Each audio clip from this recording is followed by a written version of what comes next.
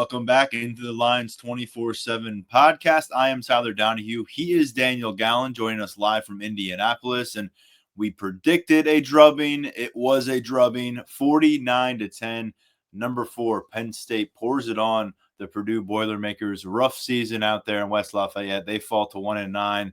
But the beat goes on here for the Nittany Lions, 9-1 on the season. We'll see where they will fall in the next college football playoff rankings. But we've said the path is laid ahead of them.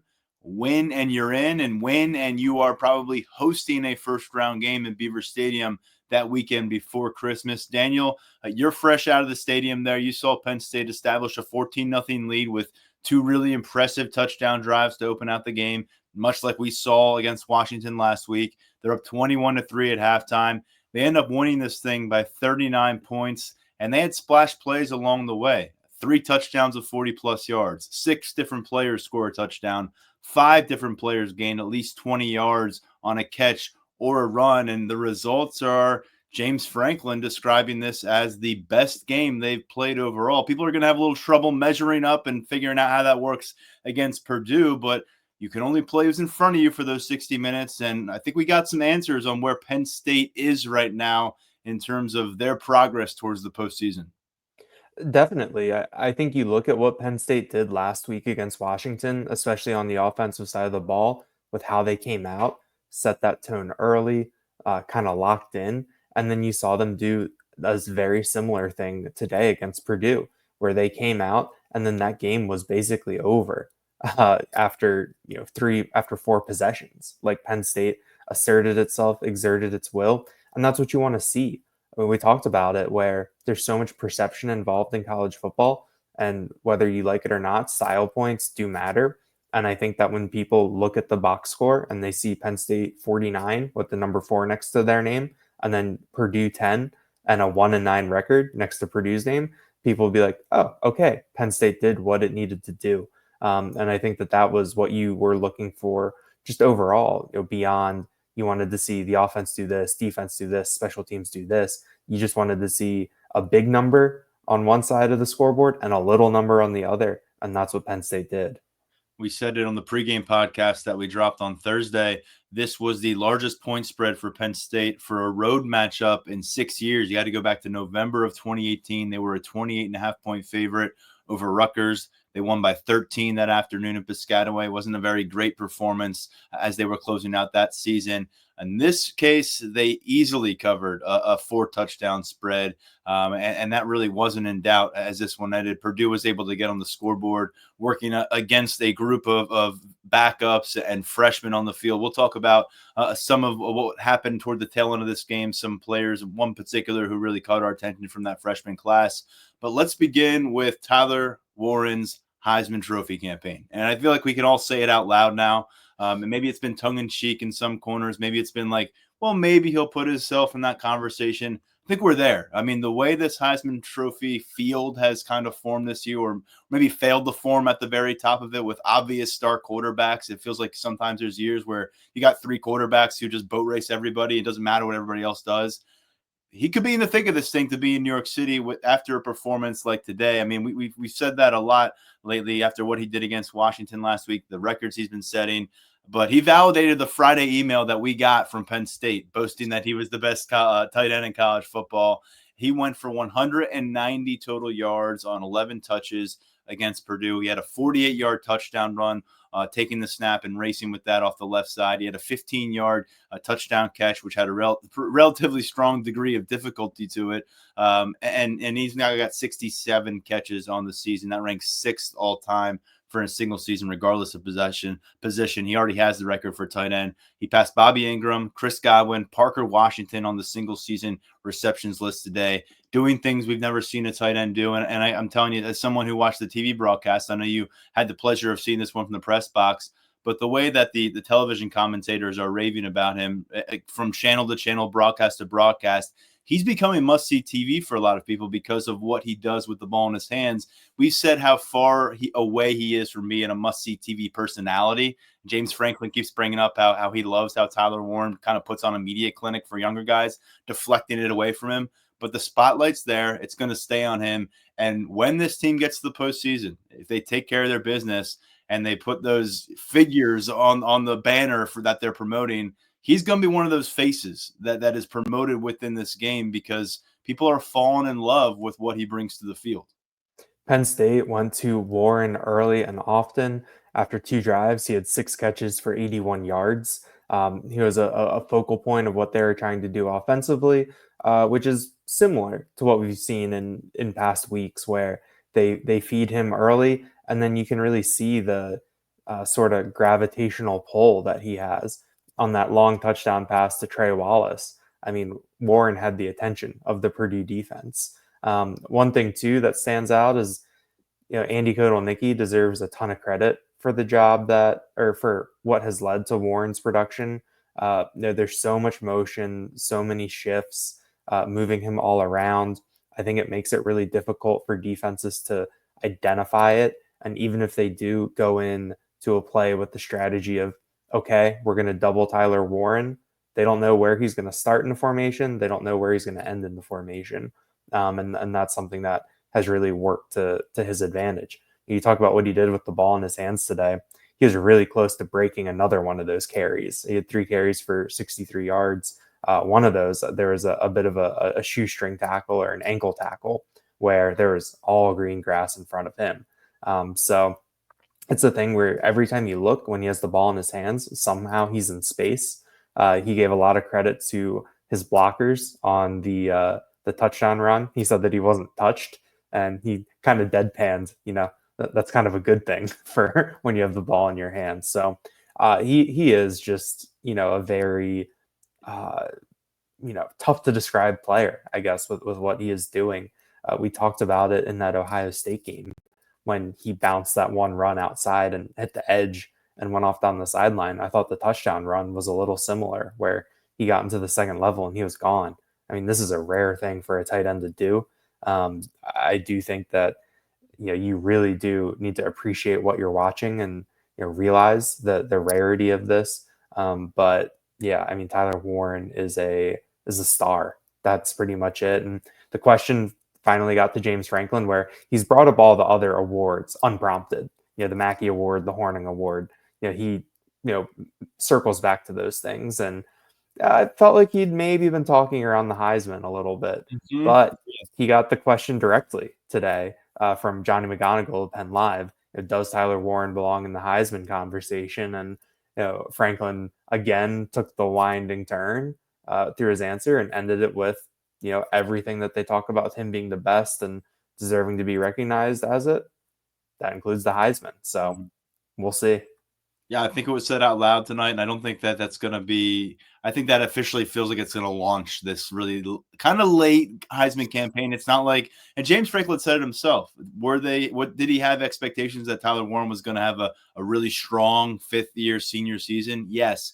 Did he expect it to be production like this and at this kind of volume? He said even himself, he had to be, if he was being honest now, no, he didn't expect it to be. So they weren't sending out Heisman bulletins on this guy like they were with Saquon Barkley back in 2017 after he had that big sophomore season and he's out there in the Rose Bowl. His name was out there. It was understood that he was going to be a Heisman relevancy. I think we've started to figure it out over the weeks, and we're always going to wonder, and maybe there'll be a chance for atonement later, but we're always going to wonder what if it had turned out differently with the play calling at the goal line against Ohio State and what that might have meant for Tyler Warren's national clout right now. But he's in a really good place in that conversation. And so while he's racking up these really impressive things, Daniel, his touchdown run essentially put the game away. If there was any doubt, it made it a 28-3 game with about 11 minutes to go in the third quarter. It was Penn State's first possession of the second half after they forced a punt. Warren, as we said, 48 yards, dashes down the sidelines. And you look before that, Drew Allar had this team really, really humming along on offense. You had that 15-yard pass for a touchdown to Tyler Warren to cap off the second possession for Penn State. Their first possession ends on a touchdown pass, 3rd and goal from Allar to Katron Allen, a 2-yard touchdown on that occasion. They get to halftime at 21-3, but Drew Allar's 10 of 10 passing through those first couple of possessions. he's really come out the gate sharp in a lot of these games lately. I know Ohio State game wasn't up to the standard for anybody in that game, and it's the only game out of the last 7 or 8, I think, where he has not completed 70% of his passes. It's 60% that day. He was at about 90% today. And Daniel, James Franklin said, coming off of this performance, 17 of 19, he goes out and throws for 250 yards, about 3 touchdowns through the air. James Franklin says maybe he's not being talked about enough. And it's kind of funny to think that Drew Allar, of all people, would be an overlooked aspect of this. But there may be something to said that nationally he's probably got a game manager badge right now because of what he has done and what he's maybe failed to do in some of the bigger games. And some of the weapons around him have failed to step up in some of those moments as well and help him look good. But right now, people, they see 3 touchdowns against Purdue. They might not think of it, but we have seen it together as a string of games now. Really going back to game 1, it's a season of work at this stage. Ohio State's a tough one. It's a tough pill to swallow. Everybody's got a little egg on their face from that matchup. But his junior campaign, I think that it has really been on par with what you have said a really successful year would look like for Drew Allar. Does he have 50 touchdown passes? No, but I think he's got 16 through the air. He's protecting the football. More than half of his interceptions were on the road against USC. And he's completing such a high percentage of passes at this point and keeping this offense moving and avoiding mistakes. And on a night like this, when you want to see him look like that 5-star presence on the field, kind of blow away the competition, that's what you got. And he set the tone for this offense. And, a guy like Tyler Warren is going to get a lot more credit, I think, nationally. And maybe that's where James Franklin is saying, hey, don't forget about what number 15 has meant to us too. And I think Allar may be in kind of a stealthy situation where there is a little bit of a looking past who he is and maybe who he still can become as his year continues. Yeah, I think when you look at it that way, that Allar has sort of a similar perception, I guess you could call it problem, as the program as a whole when it comes to Ohio State and Michigan, because the way that Penn State as a program is talked about, a lot of it is through that lens of what happens in those games. And I think that trickles down to the starting quarterback, as it probably should, given the responsibility.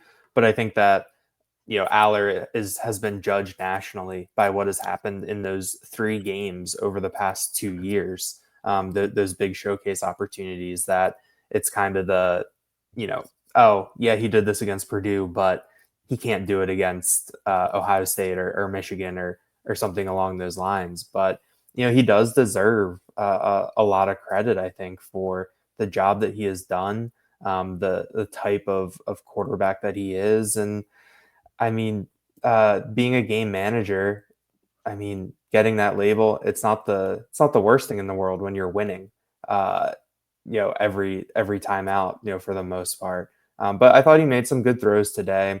I think that there are still some opportunities that are being left on the table when it comes to the deep ball. That throw to to Trey Wallace. Took a while for that play to develop. I thought the Purdue safety might recover there. That didn't quite happen. But I think that with Allar as a whole, it's just a really impressive body of work. That completion percentage is up near 72% now. It was under 60% last year. That's just something that I think really speaks to the job that he's done in terms of becoming a better quarterback, taking the easy wins in the offense. Andy Kotelnicki scheming things up for him. I just think that there's been really, really good progress in that area. And when you're completing almost 90% today, that's what showed through. A quick note on the quarterback position. We did see Bo Prabula get involved. He threw a touchdown pass to Luke Reynolds, who we'll talk about a little bit later, a 24-yard throw. He also had one of those big splashy plays, a big touchdown run off the edge, and Bo Prabula just outraced the entire Purdue defense as he is capable of doing, and we know he has the wheels. But Bo Prabula today, just reminding everybody a little bit that he is a presence. And, it's been a few games since that Wisconsin matchup. It felt like he was kind of rising to relevancy more than we anticipated at a key spot. Lo and behold, he barely gets used against Ohio State. A little bit more action last week. He got involved early. He had that touchdown run to start things off against Washington, but largely wasn't really used much beyond that in a significant way. This week, he steps in a lopsided matchup, and he goes 5 of 8 passing. Should have had a much better passing numbers to no fault of his own. He had 58 yards. He had a pass that hit Tysier Denmark right where you want to hit Tysier Denmark. That ball was not completed. Another pass that would have been probably a 49-yard touchdown to Anthony Ivy. Anthony Ivy ends up letting that ball at the ground. Bo Prabula says, I'll take care of it. Goes 49 yards on the next play, I believe it was, for the touchdown run. And I think it's really something just to remind future opponents and probably to remind us that it's not always going to be Purdue across the field. He's not going to run past every defense he sees, but he just gives you a different dynamic. And with the way they're using Tyler Warren, how many teams across college football, and I'm just going to guess probably none, can confidently use 3 different guys taking the snap, right? And that's what they can do right now when you got a play caller like Andy Kotelnicki. Presents a lot of possibilities for you in the 2 remaining games. And then what lies beyond that, whether it's a first-round game in Beaver Stadium or if you get through that, a neutral bowl site against a big-time opponent, and you've got a lot of ammo up your sleeves. Yeah, I think that the variety that you see from the offense on a weekly basis is something that's really, really impressive. And you have to give Bo Prabula a lot of credit for taking advantage of those opportunities when he gets out there. You know, as much as, they use him and that he is part of the game plan, that probably is hard as a quarterback to come into a couple snaps a game in these different situations and not be able to get into the same rhythm that you would normally get into if you were starting or playing an extended period. And every time he's on the field, it seems like something is happening. And that's a really, really big credit to him. But you talk about guys taking snaps. I think they had another direct snap to Katron Allen today too. So they're not hesitant to put anyone there. They'll put anyone back there, and if they think that it's going to free something up for them. But yeah, I mean, Andy Kotelnicki is doing a great job with this offense right now, and it's just such a unique thing to watch on a weekly basis. The play that goes to Katron, doesn't that go through Drew Allar's legs with Tyler Warren lined up near center? Is that how that one looked? I'm trying to remember if that was the right play. No, there was one where they did a direct snap to Katron with Tyler Warren in the background. But no, that was I think that was a 3rd down play where 3rd and short, Tyler Warren goes in motion. They snap it through his legs That's right. to Allar, who then pitches up to Singleton around the left side. And I think that's just, you talk about this offense, everything is just building and building on top of each other, where you show that quarterback sneak against USC, then when you show it against Ohio State and it forces, Ryan Day calls a timeout as Tyler Warren is about to get under center, and then you do it again here and it just adds another wrinkle. I think Franklin brought it up today with Warren, where the fact that they've shown him throwing the ball and that he has thrown the ball and he has completed it, when he's back there, sometimes you wonder, like, there's only 4 guys down on the line of scrimmage when Warren is back there taking the snap. It's like, why wouldn't you just load up the box when he's back there? But he's just shown all these different things, and the way that they design those plays, he takes that drop back, step back, before he goes into the line of scrimmage. It's just unique, so unique right now. Prabula now in 4 different games in his career, going back to 2023, has thrown and rushed for a touchdown in the same game. He's also 9th all time in program history among quarterbacks in career rushing yards, over 520 yards on the ground right now, and obviously on a limited role with Drew Allar around. That pitch you mentioned to Nick Singleton, there was the misdirection because there's so much. I think he said like it was a gravitational force of Tyler Warren. You've got eyes on him. The same thing when Katron Allen caught that touchdown on 3rd and goal. It's early. It's before Tyler Warren's done a lot of damage, but they already see what they need to on film regarding number 44. They draw on him on 3rd and goal, and Katron Allen's right there for a touchdown. It's not that complicated for Penn State in that situation. And in regards to Katron Allen and Nick Singleton, before we turn our attention to defense, they kind of got, I guess you could kind of call it a little bit of R&R. In this matchup overall. They both got in the end zone. Nick Singleton had a 10-yard touchdown run in the second half to help put this one away. But you also had Katron Allen scoring that first touchdown. Singleton goes 7 carries, 40 yards, 5.7 average, and then Kaytron Allen, a little less effective, 3.3 average with 20 yards on 6 carries. These guys also were effective through the air. They had a couple catches each, but I thought ultimately to get through a game, win it by this wide of a margin, 49-10, and only tax those 2 running backs. We know Nick Singleton has had things going on. We know Kaytron Allen's getting 15, 16 to 20 plus touches a game on a consistent basis. For them to come out and only have 13 combined carries today, and going into a Minnesota matchup that we think is going to be more of a 4-quarter match, more of a 4-quarter challenge, I think that's a really good kind of sneaky storyline for Penn State to be able to check off its list today. Definitely. That was really how we drew this one up, is you get out to that early lead, see what you need to see from those starters, and then you empty the bench and you let those second stringers and third stringers take you home.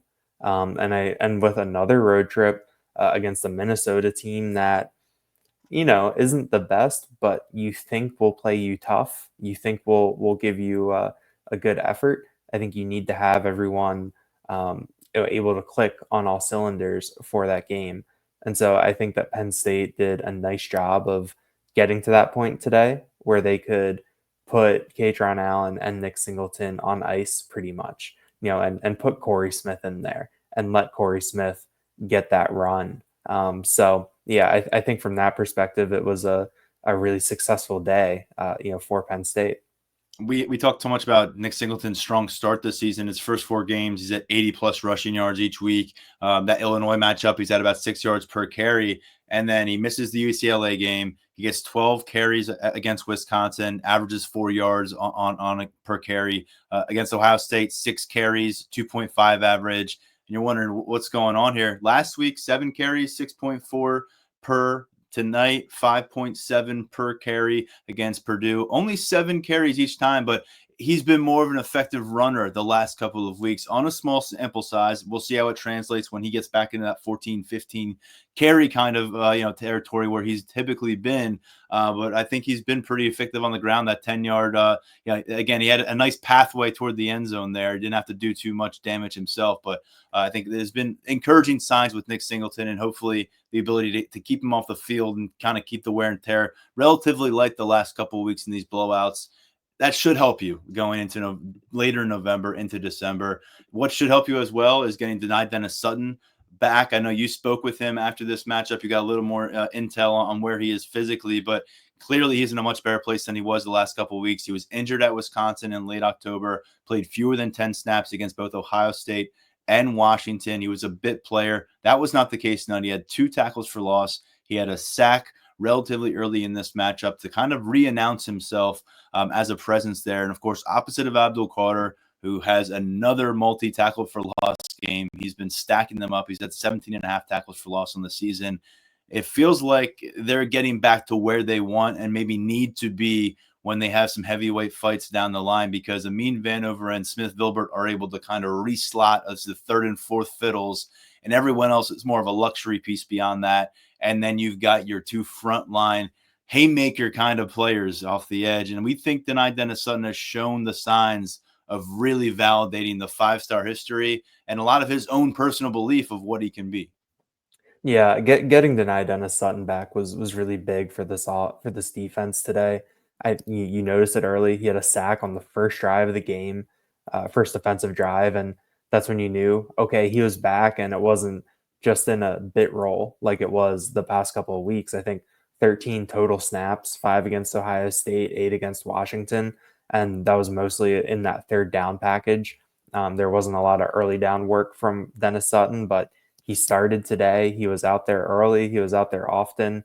The way that he described it post-game is that he said that it was about 80% of his normal workload, and he expects to be closer to 100% next week, and that he feels that he is on the right trajectory health-wise.